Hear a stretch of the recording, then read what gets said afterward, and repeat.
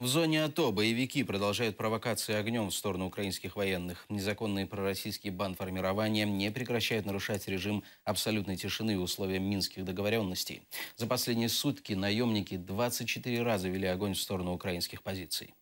Впродовж доби, що минуло, зафіксовано 24 епізоди застосування окупантами зброї. Зокрема, збройні провокації проти наших воїнів загарбники намагались втілити в життя в районі Пісків, Опитного, південніше Авдіївки, а також біля Новгородського, Зайцевого та Майорська.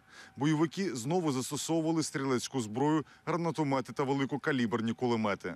По опорних пунктах сил АТО, неподалік Троїцького, що у Ясинуватському районі Донецької області, бойовики продовжили систематично бити з підствольних гранатометів. Неспокійно було й на Луганщині. З автоматичних станкових гранатометів противник відкривав вогонь в бік наших позицій неподалік Кримського та Трьохізбенки. З початку цієї доби кремлівські найманці вкотре зі стрілецької зброї та підствольних гранатометів вели вогонь в бік Новгородського з великокаліберних кулеметів південніше Авдіївки. Впродовж ночі тихо було лише на Маріупольському напрямку.